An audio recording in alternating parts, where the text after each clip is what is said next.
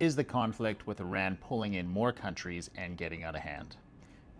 It's been reported that Russia is providing Iran intelligence to target U.S. assets in and around the Arabian Gulf, such as bases, radar, naval assets, and what have you. It's now being reported that China has decided to weigh in by providing financial aid and also spare parts for weapons to Iran. So I'm seeing a lot of videos saying that this is broadening the war, that is pulling in many more different nations, and this is going to lead to a world war. And to me, that is just fear-mongering.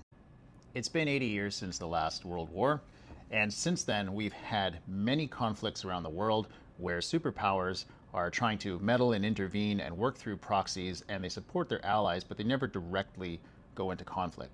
A great example of this is since the Ukraine-Russia war has started, we've had $187 billion provided to Ukraine by the United States. And the European Union has also provided 193 billion euros to Ukraine in support of their war effort.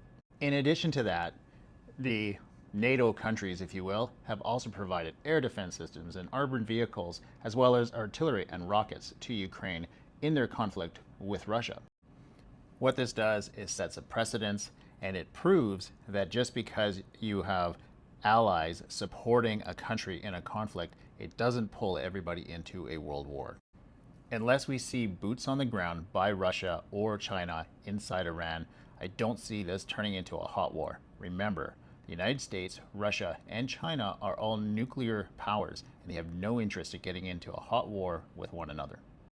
To me, this is just Russia and China deploying the same tactic that the West has been using against Russia over the past 5 years to try to broil them down in a conflict and make it unsustainable economically.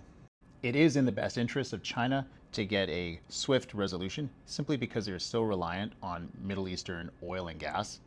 But it also has been very apparent recently that the United States is no longer a friend to China or to Europe. So this is just more of the same geopolitical game that has been played out for decades. So I hope this calms your fears.